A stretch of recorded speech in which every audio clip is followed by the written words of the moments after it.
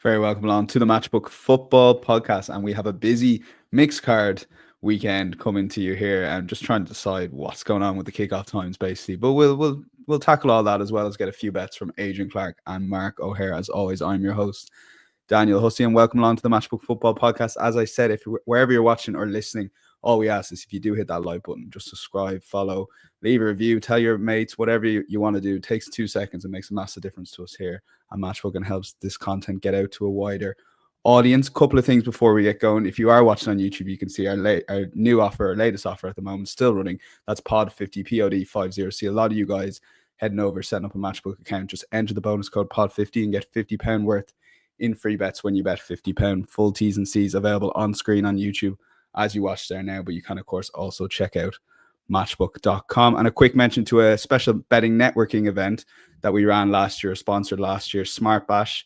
A very successful and very good event. A lot of good feedback from it. It was in Stamford Bridge last year. It's in Stamford Bridge this year. Just search Smart Bash 2025. It's Thursday the 3rd and Friday the 4th of July. There is an early bird offer, which I think ends next Friday, but just check that out. Smart Bash 2025. Just search that in your Google and you should get that as well. And last thing is we will be covering the £10 podcast Bet Builder money back, and the guys landed it last week as well. So we've got a mix of Premier League and FA Cup semi-finals. I mean, I've sort of pulled rank and selected the 2 Super Sunday Premier League games, even though they're not the most on the line sort of games, if that makes sense. And we also have the 2 FA Cup semi-finals. But we'll start with Liverpool versus Tottenham. I said there's not much on the line. There is a Premier League title to be won for Liverpool if they avoid defeat, of course. Liverpool 128 favourites to win the game, let alone avoid defeat. Spurs are 11.5. The draw is 7.2. Both teams to score currently available around 1.61. The Asian handicap line sees Spurs get a 1 3/4 goal head start at 2.04. And the total for this game is 3.5. So, Mark, I'll let you kick us off. I mean, I selected these games because they'll be the most viewed Premier League games this weekend, more or less. But I know I threw you guys a bit of a curveball there, because what sort of Tottenham team is going to turn up on Sunday?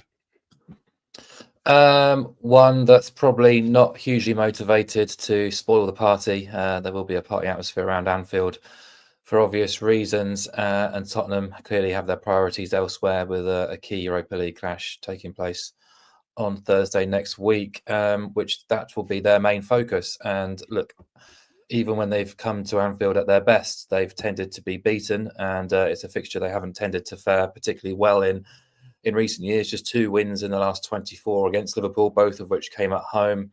They've already conceded 10 goals in 3 games against Liverpool this season. I know they did produce a first leg shock in the League Cup, but most of which they've been below par. And I just think it's very difficult for a team to raise their game when the priority is elsewhere, really. And look, they showed they can produce it when it matters most away at Frankfurt last week, but away at Anfield looks unlikely. This is a Liverpool team who have reacted to losing to Nottingham Forest back in the autumn by going 19 wins, 2 draws and 1 defeat at Anfield across all competitions, scoring at least twice in 20 of those 22 games. But I'm not totally convinced this game gets out of hand. Obviously, there's always a potential when Spurs are involved, and they might feel with the pressure off, they can go and enjoy themselves. But of those 22 games, 20 also went under 4.5 goals at Anfield. And that's going to be my angle here. Liverpool to win and under 4.5 goals at even money. Ordinarily, I'd be looking at Liverpool and BTTS in this particular fixture, but it's only around 2.2 here. And Spurs, as I'm sure Adrian will get to, have blanked in 8 of the last 20 away days, including 3 of the most recent 5. They've also lost 8 of their last 12 away games and 10 of 13 away in the Premier League when we exclude the bottom 3. They've lost 10 of 11 against the top 6, home or away. So it's very difficult to be positive or find any sort of crumbs of comfort to be pro Spurs here, even if the line and the outright odds do look hugely swayed in Liverpool's favour in a match they don't really need to win. Obviously, they will try and win it in front of their supporters and celebrate and crown the championship with a strong performance. But just going back to Spurs and their away record, their goal tallies away at the top 4 top teams read 4 at Man City, 1 Arsenal, 0 at Forest, 1 at Newcastle, 0 at Chelsea, 0 at Bournemouth, 0 at Fulham. I wouldn't be at all surprised to see something similar on Sunday, actually, with their priorities elsewhere. So I think Liverpool can win this game, win it relatively comfortably. But the best value way I found in was to back them to win and under 4.5 goals. You've got 1-0, 2-0, 3-0, 4-0, 2-1 or 3-1 onside. So they look the most popular correct scores according to the market, and we're getting it even money. Okay, that's Liverpool to win and under 4.5 goals. Yeah, Adrian, Mark thinking it won't necessarily be a shootout, or at least it's hard to get on side with that, with the prices. So maybe there's value elsewhere. Yeah, definitely. Yeah, you obviously want to be on board with Liverpool here. It's just which way do you come in? Look, in fairness to Spurs, that performance in Frankfurt did show that they can do it. They can do it another way. So that was a pretty resolute, strong defensive display. So that I'd imagine whoever the 11 Postecoglou puts out, that would be the game plan, I guess, just try and replicate that. But I do think motivation is going to be an issue. Postecoglou's made it pretty clear where the priorities lie. Liverpool are going to roll them over. It's as simple as that. I mean, you can't fancy Tottenham here. I'm going to just flip it and just say Liverpool to win 2-0. So it's just an alternative way in. You get a slightly better price. It's 2.36 on Liverpool to win 2-0. So there you've got obviously the 1-0, 2-0, 3-0, 4-0, 5-0 if you want it. Spurs did blank at Forest, Chelsea, Bournemouth, Fulham, Palace. So if they blank at those places, they can blank at Anfield, can't they? I just think Liverpool, one of the reasons they're champions is they're so controlled. They just don't really give teams a sniff, particularly when they take the lead. They just shut the game down. They're not looking to entertain you. They're not like Klopp's Liverpool where they want to go and get 4, 5, 6, just hell for leather. It's that if they win 2-0 and it's boring, they don't care, or Slot doesn't care. They won 2-0 recently, Liverpool, obviously, at Leicester, against Everton at home, Newcastle, Manchester City, they won 2-0. These are all in their last 7 games. And if they score first, which you'd probably have them down to score first, it's pretty much game over. They have a perfect 10 record when taking the lead at Anfield this season. 10 out of 10 from 1-0 up, and they scored 22 and letting just 4 after scoring the opening goal in all of those games. Spurs, when they concede first, have lost 13 of 18 this season. So, yeah, there's no real record there of Tottenham fighting back to make a good fist of it. So, yeah, look, it's just a different way of looking at it. I think we're all on board with Liverpool winning this, going on to win the title. So, yeah, I'm going to go Liverpool to win 2-0, 2.36. Okay, and first goal crucial there as always, but especially given those stats that Adrian outlined there. So this is our £10 podcast bet builder. Why? That's why we're leading with the Premier League. I'm very much an FA Cup man, by the way. But Liverpool to win, both teams to score now and under 4.5 goals, 3.0. I think that's quite a decent price. Not gonna lie. So it's 1-0, 2-0, 3-0, or 4-0 Liverpool essentially. Do that on the Matchbook Bet Builder. You get your £10 money back as a free bet. If the bet loses, that will be in your account Monday morning. So let's go to the FA Cup semi-final.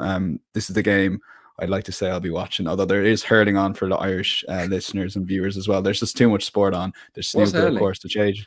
Hurl, we can do a whole podcast on that, Adrian. It is the greatest sport in the world. Nottingham Forest, 5.0 on the 90-minute market. Man City, 181.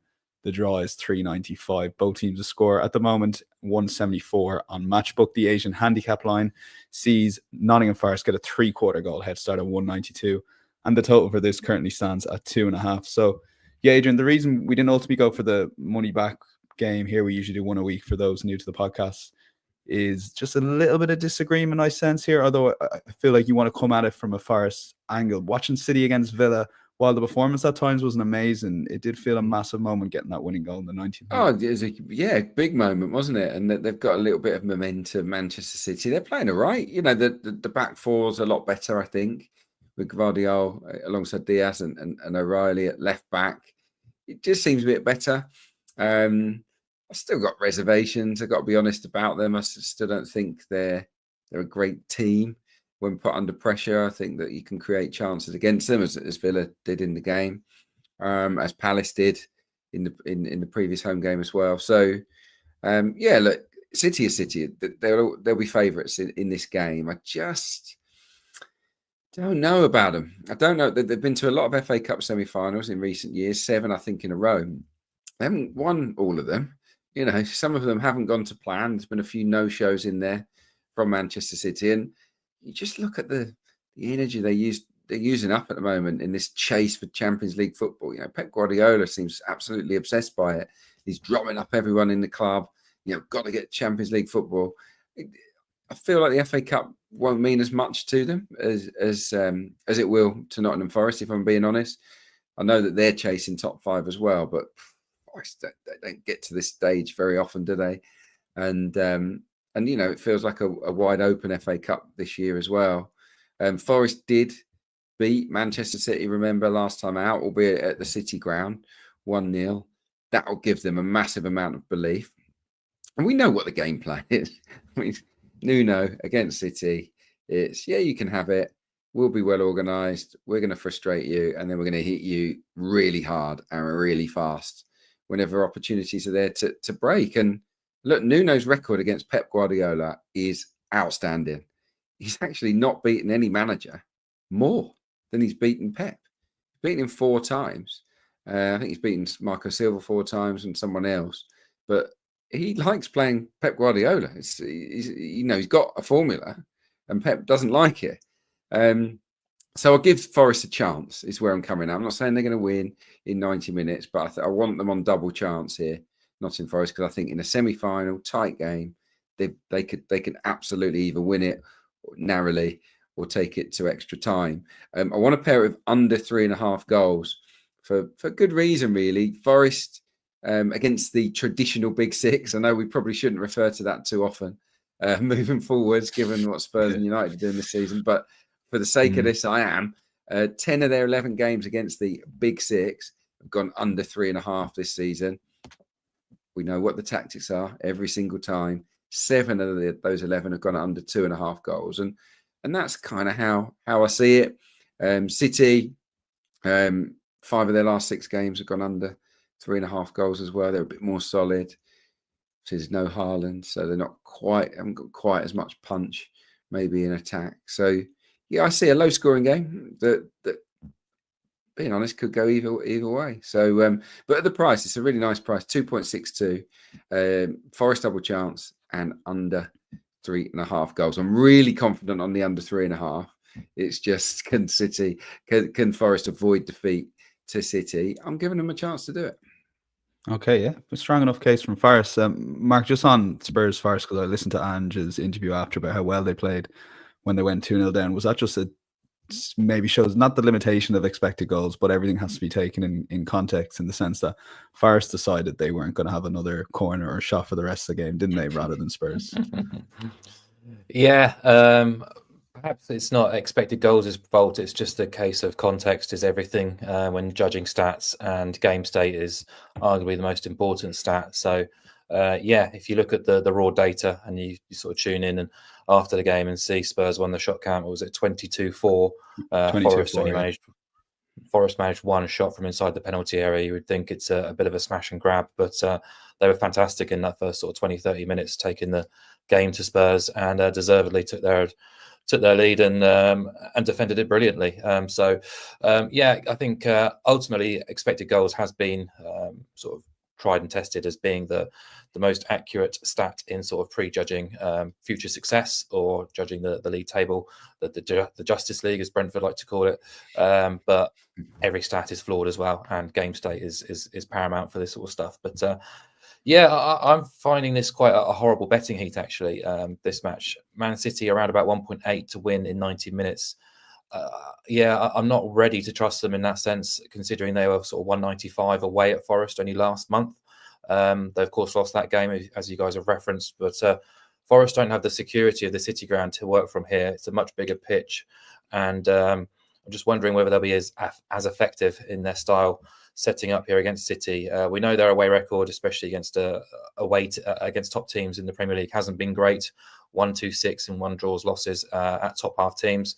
I know this is a neutral venue, but they have conceded multiple goals in 6 of the most recent 8 as well, away from home. And I wonder whether that might be the difference here, because Adrian sort of alluded to it there, but I do think there has been signs of improvement with Man City defensively with that new defensive system, particularly Gvardiol and Diaz forming a really strong centre-half partnership. And they're 5 wins from 6 unbeaten games recently, conceding only 4 goals. But it's their improvements on the road that have kind of stood out to me. They've only conceded twice in the last 5 away since losing at Real Madrid. And in the Premier League, they've allowed just 6 big chances in the last 6 away games. Their previous 7 away Premier League games, they'd allowed 31 big chances. So that is a huge improvement. But yeah, not quite at the trusting phase as the market is to back City at that kind of price. We know how this match will map out. It's pretty obvious. Contained counter from Forest, surrendering possession and territory, allowing City to control and trying to hit them in transitions. And I'm sure they'll get their moments to do so. But the price that stood out to me was sort of engineering something via the bet builder.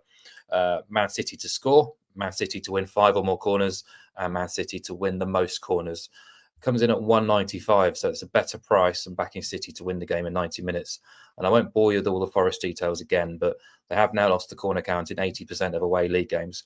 They've lost the corner count in 18 of the last 23 Premier League games across all venues, and they've faced at least 5 corners in 82% of their Premier League fixtures. So I just think stylistically this match suits this particular selection. City will dominate territory, possession, and in theory will dominate the shot count too. So I'm quite happy to back them to score and then sort of rack up the corners too, and getting almost even money on that bet builder. So it's not on the surface of it a betting heat I really wanted to get too heavily involved in, but finding my way around a bet builder, I really like that price actually. Okay, 90-minute market City are 175, but if you want them on side, a little bit differently, Mark's outlined a bet builder over 0.5 goals, over 4.5 corners, and most corners for City. And he's banged that drum anti-Forest corners for a while. But we will lock in Adrian's selection. Nottingham Forest double chance. Another 3.5 goals also available on the matchbook bet builder. Now let's move to Saturday evening, the day before. This is the BBC game. Saturday 5:30, Crystal Palace 3:55, the FA Cup semi-final. That is, of course, Villa 228. The draw is 5-2 or 3.5 on matchbook. Both teams to score 184. The Asian handicap line sees Palace get a quarter goal head start at above even money, and the total for this game is 2.5 unders at 191. Adrian, we'll throw back to you. This is a massive opportunity, but for both clubs. Just taking Palace, because we can talk about Arsenal on Monday, of course. I just thought Palace were very, very good at the Emirates there. Really, really decent performance, even when they were 1-0 down. Yeah, no, they were. I mean, look, they weren't. Arsenal weren't anywhere near at it. It was a half-hearted performance, really, for Arsenal. They didn't try that hard when they didn't have the ball, and with it, there wasn't that usual sort of desire to run and go and hurt the opposition. So that has to be taken into context. But there was a bit of that about Palace as well. It had that end of season feel to it, but they did play well. Wharton was really good, and they scored 2 great goals, didn't they? With Eze and Mateta. Even though the second one was gifted a little bit, it was still a brilliant finish.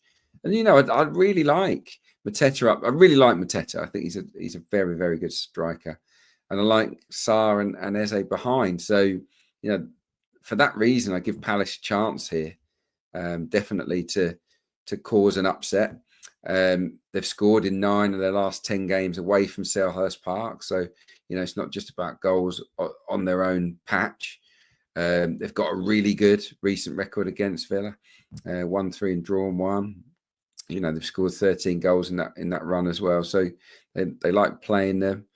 And look, in general, their form's been good, apart from those horrible defeats at City and Newcastle recently.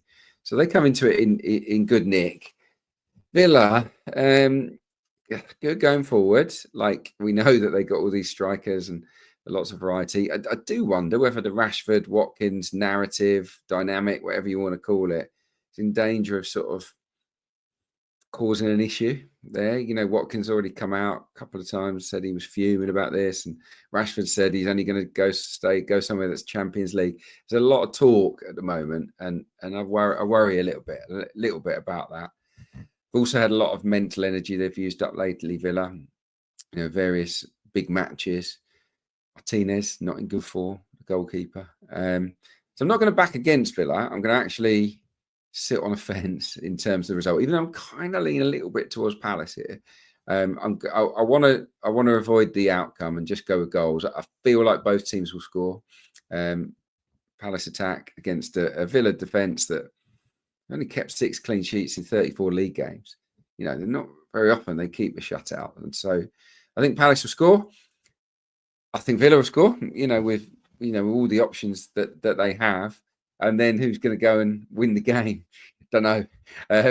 So I kind of don't care in terms of this bet. Both teams to score has landed in 68% of Villa Premier League games, by the way.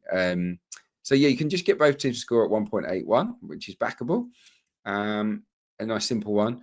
Or, and I kind of prefer this, both teams score an under 4.5 goals, because I don't see it being 4-1 or 3-2.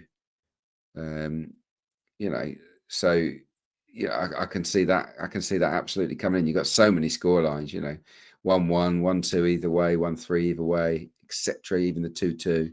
So both teams scoring under 4.5 is 2.15. So if you don't want the stress of picking a winner, you can just chase both teams to score here, and could be in the money. Okay, that's 181 for both teams to score. Boost it with the under 4.5 goals on the bet builder for 215. Yeah, I forgot to say Villa have scored in 17 straight games as well. So some good sides they played as well. It's a reason to think that they'll score in this game. City and PSG, for example, in the last few games as well. That's pretty decent. Mark, under cards we're taking on here. FA Cup semi-final, Wembley. Yeah, really, really interesting game. I'm really looking forward to this, actually. Quite a tricky game to call. I've basically got very similar notes to Adrian and how I read this game. Villa, the fair favourites, I would say, but they have had a very tough few weeks. They've mostly impressed. But they have had their issues playing Crystal Palace this season, and under Oliver Glasner, actually. He seems to have a bit of a number on Unai Emery. It's not that long ago, on a midweek night in February, I think it was, when Palace absolutely smashed Villa up 4-1 at Selhurst Park, and they drew 2-2 at Villa Park earlier this season. They beat them in the Cup also, the League Cup this season too. I did expect the prices to be a little bit closer together than Villa sort of trading below 2.3 here. I know more recently Palace have had a few hiccups, but they've not been as bad as those scorelines have suggested. Of course, there was an offside goal that prevented them going 3-0 up away at Man City, obviously losing that game 5-2, and the 5-0 of Newcastle was not a 5-0 game at all. Last week, that's to sort of ride their luck to bring out a clean sheet against Bournemouth with 10 men for most of that match, and a spirited and impressive, creditable performance at Arsenal in midweek, where I thought they would make more changes than they did with this match in mind. And they're a bit frustrated. They've had a day less rest to rest and prep for this game, but I think they'll be right at it for this, and I think they'll be difficult to beat. So I considered them with the Asian handicap start, also considered goals, but the sort of FA Cup semi-final, the big occasion on a big pitch, meant I was happy to swerve that and instead, focus on undercards. Anthony Taylor is the referee, unsurprisingly.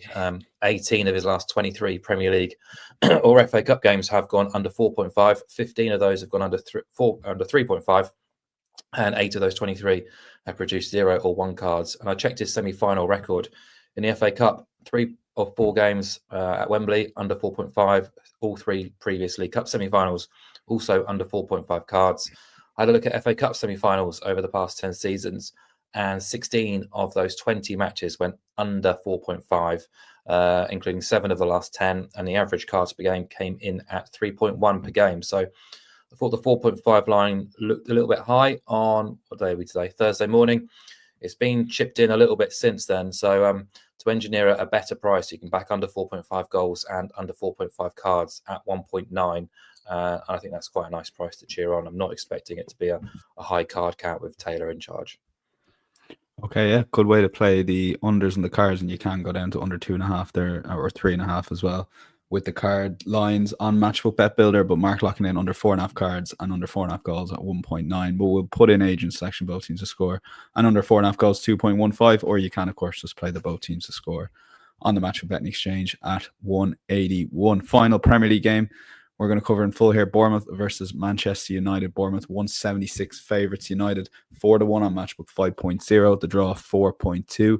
Both teams to score currently is on Matchbook 169, with the Asian handicap line seeing Manchester United get a 3/4 goal head start, and the total for this game is 2.5. So again, Mark, we picked this because it's in the Sunday slot. Manchester United will have their thoughts elsewhere, of course, but Premier League record since Amarin's come in has been pretty appalling, hasn't it? Yep, absolutely terrible. If anything, they've gotten worse since he's taken charge. And yeah, very underwhelmed, very disappointed with the impact he's made so far. I am personally, and I'm sure he is absolutely. So eager to see what he manages to achieve through the summer and the start of next season, because it's not been impressive so far. And you're absolutely right. They'll have their eyes firmly set on Athletic Club on Thursday in the Europa League. So rotation will be expected. The quote he gave after that remarkable comeback win against Lyon was, we have to be really focused on the Europa League and take risks. Sometimes with kids in the Premier League, fans have to understand that we have to focus on the Europa League. And I don't think it's a huge surprise. We always knew that was the case, but just to hear it laid out by the head coach sort of fuels the reason to oppose Manchester United in every Premier League match where possible. And the market's reacted to those quotes. Bournemouth were about 195 in the look-ahead line. They're now, as you say, 176. I'm surprised it's not gone a bit further, to be honest, because Bournemouth, despite results not always going their way, have been very strong at the Vitality Stadium this season. They've won the expected goals count in 14 of 16 home games, which is incredibly impressive. I know they've only won twice in 10 since the start of February. There's been accusations that there's been tiredness in the camp, but they've had a full week to rest and repair and for this match. And Iraola is still talking about sort of finishing the season with the best points tally possible, having already achieved a club record haul last week with that 0-0 at Crystal Palace. And it's back-to-back clean sheets for them. And I think they'll be difficult to oust with a Manchester United team with probably looking to preserve a bit of energy and probably looking with both eyes on Thursday night rather than this match. And their recent form has been pretty appalling in the Premier League. They've taken 9 points from the last 10 Premier League games. Their only wins in that sequence have come against Leicester and Ipswich. 15 defeats now this season, their worst return since 1990. They've failed to score in 3 of the last 4 away wins all season. You could go on and on, really sort of dredging up sort of horrendous Manchester United stats and trends so far this season. So happy to oppose them here, but I don't think it will be a high-scoring game. Bournemouth home matches don't tend to produce a glut of goals. Only 2 of their home fixtures have actually gone over 3.5 goals this season, let alone over 4.5, which is the line I'm going to oppose. And only 1 of United's away games have produced 5 goals or more. So if you take under 4.5 goals, package it together with the Bournemouth victory, we're getting 2.1. Which is a reasonable increase on the 176 Bournemouth just to win the game. So, load of correct scores on side, and it's odds against. Okay, and Adrian, over to you. With Amarin, do you excuse a little bit the Premier League form, maybe the last 5-6 weeks because of that Europa run? And also, you can't underestimate the prize for Champions League football. It's even more important given there's an extra Premier League team that will have Champions League football, an extra Premier League team with more money than in the summer, and players will naturally be more attracted to Champions League football. Yeah, they've got a great chance, haven't they, of winning the Europa League, even been absolutely dreadful. Spurs or Buda Glimt in the final is a wonderful opportunity. I think it'd be tough to get past Athletic Bilbao in the last 4, but we'll see. And Amarim's going to give his team the best possible chance. I think they've been absolutely atrocious, really, under Amarim.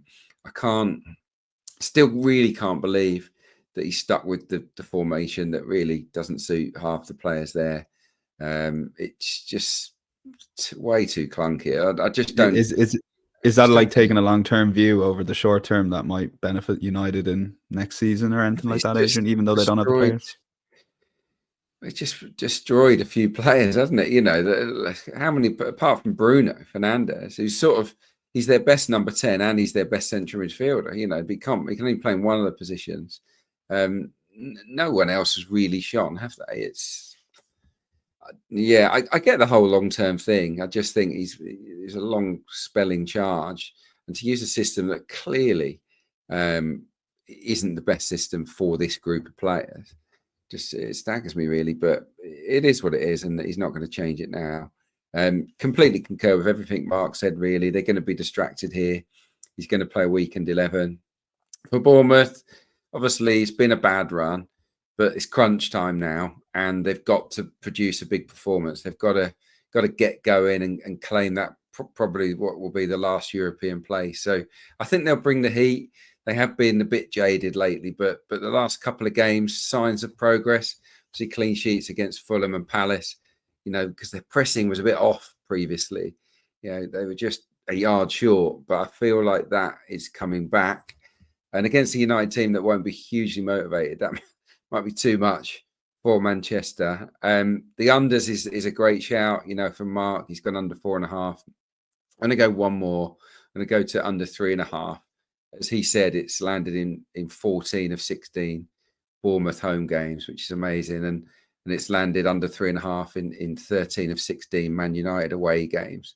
So I feel like those numbers are strong enough to maybe, nip that line down one. And the price jump's quite good. It goes from 2.1 to 2.56 if you're brave enough to think there'll be a max of 3 goals in the game. And I think this will be fairly tight, but Bournemouth should win. Okay. Yeah, let's lock in the bigger price there. Bournemouth win under 3.5 goals, but same angles from both the guys, 256. That price, insights.matchbook.com, full recap of all the picks here. Mark, Birmingham City will probably have the 100 points by the time they host Mansfield, but they seem to be chasing all these points tally records, etc. Just fill listeners in a little bit on just how good they've been this season. Yeah, they've been the best team in League One, probably the best team we've seen in League One ever, which isn't a huge surprise considering the money they spent last summer. Made a sort of mockery really of the division by forking out over 20 million on players. But we're speaking on Thursday. Birmingham are playing on Thursday night away at Stevenage. We obviously don't know the result of that match, but for me, they're being priced up right now in League One as if there's little left to play for. But they have already secured the League One title. But if you listen to everything within the camp, they are hugely determined and motivated to finish the season strongly. Because as you referenced, there are records on the line here. And at the time of recording, they've got 4 games left to play, including Thursday night. 2 more wins will give them the League One points record. 3 more wins will give them an all-time EFL points record. They've currently won 30 of 42 league games. And they're bigger than 1.6 to win at home to Mansfield on Sunday. Mansfield, a team who are sort of battling for survival at the wrong end of the division. So I think regardless of what happens on Thursday night at Stevenage, I want to be on this bet, which is Birmingham to win and over 1.5 goals at 1.9, because the records and the points tallies will still be up and available to them regardless of what happens in that match against Stevenage. So we're basically backing them to win and score at least twice on Sunday. They're unbeaten in 22 home matches at St Andrews. They've won 18 of those, and they're averaging 1.95 goals per game. Mansfield, on the other hand, are 5 clear of the drop zone. They might even be safe by the time this game comes around, as Bristol Rovers face Reading on Saturday. But even if there is plenty on the line for them, they've just been in hopeless form for quite some time, actually. 2 wins in 20, 13 defeats, conceding 3 goals or more in each of the last 3. But their last 5 games, they've shipped 15 times, and they've played Charlton, Huddersfield, Orient, Reading, and Rotherham. 3 of those are top 6 sides. Huddersfield were since sort of dwindled, and Rotherham had aspirations to be there. So, they're conceding plenty of goals against some good teams in League One, but none of those sides will be as good as Birmingham. And would fully expect Birmingham to do the job and continue on track to break some records. Yeah, seems a mad price, really, considering the motivation within the camp, as you mentioned. Adrian, League 2, a lot more competitive, even just looking at first place, 78 points versus Birmingham, who with the same games will be like 104 or something. So Grimsby are one of those teams looking for playoff football. They travel away to MK Dons. Yeah, big time. Yeah, League 2 has been nuts this year. It does look like Doncaster will probably go on and win it now, but none of the teams are in great form. At the top, Grimsby are in the last playoff spot at the moment. So there's massive motivation for them ahead of their trip to MK Dons. I mean, MK, the biggest disappointments for me of the whole season, maybe in all of the leagues, because they built a squad that I thought was easily good enough to make the playoffs. They recruited Scott Lindsay, the guy who took Crawley up, and they've since departed with him. And it's just been horrific. They've only just secured their safety. Only 3 teams in League Two have worse home records than MK Dons, which can be a bit of a sort of ghost stadium at times anyway, because it's so big and they don't get huge crowds. So it's been pretty gloomy. They've lost 9 home matches this season. It's the opposite of intimidating, really. They've lost 4 of their last 6 at home as well. And they've got nothing to play for. Grimsby have it all to play for. They're going to be really up for this. They led 2-0 at Leaders Port Vale, or the previous Leaders Port Vale, on Easter Monday, and eventually drew it 2-2. So they'll be smarting from that. But anyone that can go 2-0 up at Port Vale is a decent team. And Grimsby have a very, very good away record this season. They've won 10 times on the road.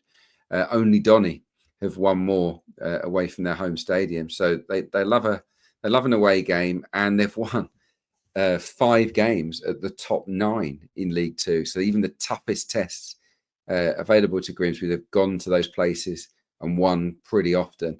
MK Dons aren't in that league, unfortunately. So yeah, so you can get 2.1 on Grimsby to win at Stadium MK. I fancied them big time.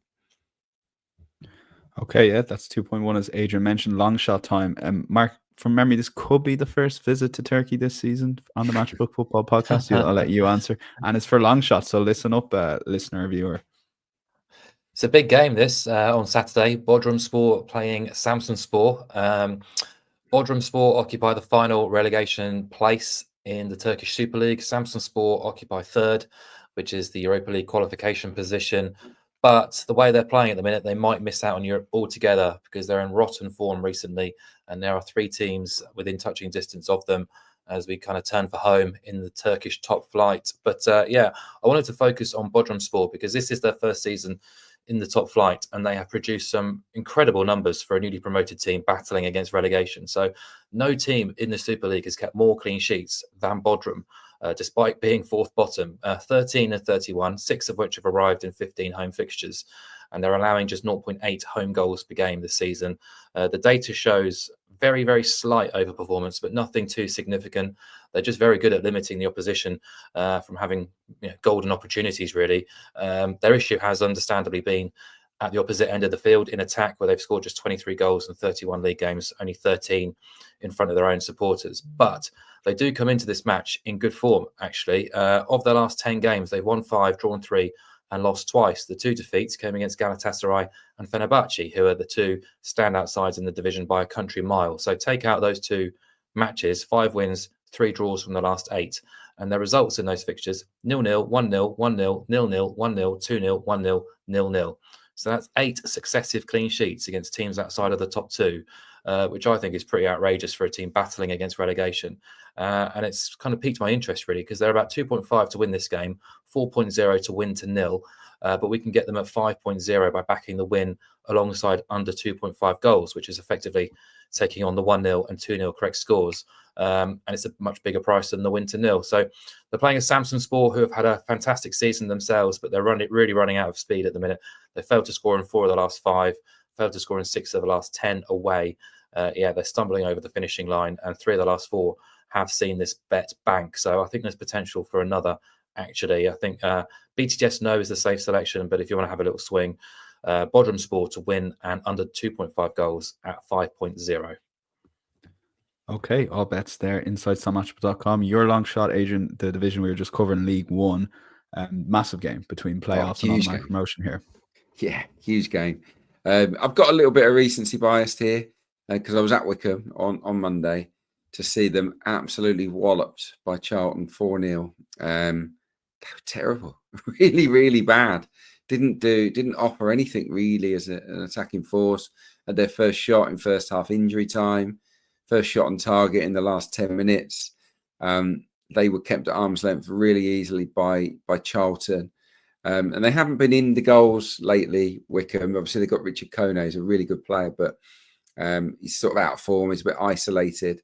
Wickham, as a team, have only scored 5 goals in their last 7 games. Leyton Orient's main striker's got more than that recently. Charlie Kelman, he's on fire. Mark Renome from QPR.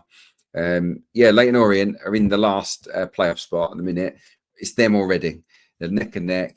It's a 2-game shootout. So this is a huge, huge game for Leyton Orient. It's huge for Wickham as well, but it's out of their hands now. Top two, Wrexham have gone above them, so yeah, there'll be high motivation, but I also think a little bit of deflation from Wickham. I just didn't see any signs of life from them. Mike Dodds came in, of course, for Matt Bloomfield, and very pragmatic manager. The goals have dried up. They're very defensive. Wait for this. They've gone. This is Wickham Wanderers, third in the league, second until the other day. Haven't scored a first half goal in 10 matches. Extraordinary, really. I mean, that for me, that tells you about their mentality. They're not going and taking the fight to teams very effectively at all. And Leyton Orient will here because they'll see it as a must-win. I fancy Leyton Orient and both teams to score no. So Leyton Orient to win to 0. They've had 9 home wins to 0 at Brisbane Road already this season under Richie Wellens. As I said, Wickham have stopped scoring. I just that they're the sort of team that have been winning 1-0 and 2-0 and 3-0 for much of this campaign. Leyton Orient, I think Omar Beckles is back now. He's key defender, really experienced guy. So yeah, based on what I saw, don't fancy Wickham at all to go up now. I think they'll flounder in the playoffs, and I think they might struggle in this game against a very wound up Leyton Orient. So yeah, Leyton Orient to win to 0, 5.4, which I think is a cracking price.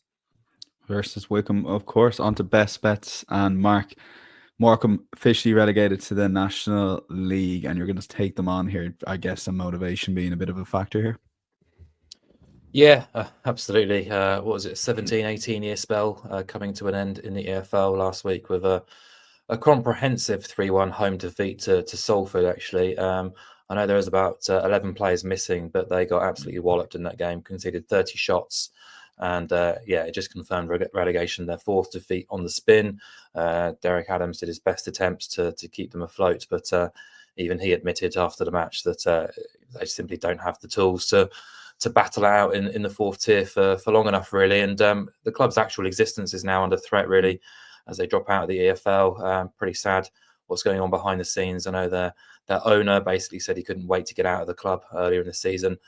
Still has the club up for sale since, I think, 2022. So morale will be pretty low, and they're going away to a Chesterfield side, 3 points outside of the playoff places, desperate for top honours, desperate to stay in that race for a top 7 finish, and buoyed by what was a dramatic battle back against Bradford.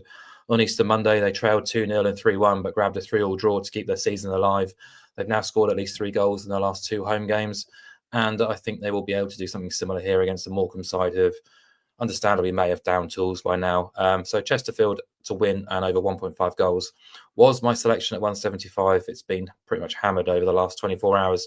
So you might have to add in Chesterfield to win 3 or 4 corners to bring it to a more palatable price of 1.8 or bigger. They should be able to achieve that quite easily. They've managed about 4 corners in 80% of home games. Morecambe have conceded that amount of corners in their away games too. So, but yeah, the reverse ended 5-2 in Chesterfield's favour. They've won 6 of 8 against the bottom 5, scored at least twice in each of those wins as well. And as I say, Morecambe are down and out. They've lost 10 successive away games. They've lost 19 of 23 matches against top half teams as well. This should be relatively routine for a motivated Chesterfield who have more than enough tools in forward areas to score a couple of goals, if not more. Okay. So lean into the bet builder to get yourself some corners to boost that price up. Adrian, best bet time, Newcastle versus Ipswich. I guess is a bit of both here. Ipswich were pretty poor against Arsenal, and Newcastle just have the goals there that they can basically score against any team, multiple goals at any amount of time. Yeah, Mark just used the term routine, didn't he? And I think this has the look of a routine home win, doesn't it, for Newcastle United against Ipswich Town? Really disappointed with what I saw of Ipswich the other day. Their off the ball work was so slack. They're not getting tight to players. There's space between the lines. Arsenal were able to pretty much do whatever they wanted when they wanted, and that's in front of their own supporters at Portman Road. So going to St James's Park, huge game for the Magpies, obviously. Big motivation. Dropped down to 5th now, so they need the points to stay in that zone, don't they? I think they're going to be bang up for this. Against an Ipswich team that can't defend. Let's be honest, at this level, they're often worth a goal, but at the back, just not good enough. I like obviously Newcastle to win. I looked at Newcastle and over 2.5 goals, but it's too short, 1.64. So if you go for Newcastle to win and over 2.5 Newcastle goals, so that's 3 or more goals that they score, then it becomes more backable at 1.8. And that's my pick. Newcastle can definitely score 3 goals in this game. They scored at least 3 in 3 of their last 4 matches at St James's Park. They won 4-0 at Ipswich. And against the bottom 3 this season, Newcastle have been pretty ruthless as it happens. They've scored 3 or more in 4 of their 5 matches against the teams in the drop zone. So Southampton, Leicester and Ipswich, of course. So the only exception was a 1-0 win against Southampton very early on in the season. So I see this being 3-0, 3-1, 4-0, 4-1, something like that. So that's where I'm heading with this one. I just can't see Ipswich being able to contain a really revved up Newcastle side that will want to improve their goal difference and to obviously win a key game. 1.8. 1.8 Newcastle to win and to score 3 goals or more in the process. My thanks to Adrian and Mark. We will be back on Monday to preview next week's Champions League semi-finals, and we'll also have a look at those crucial now Europa League semi-final ties for both Tottenham and Manchester United. Insights.matchbook.com. Full recap of all the guys' picks. And if you do take 2 seconds and you are enjoying that content, just hit that like button. Comment any questions you may have for the guys, and follow or subscribe wherever you're watching or listening. Have a great weekend watching the football. We'll chat to you on Monday. Bye-bye.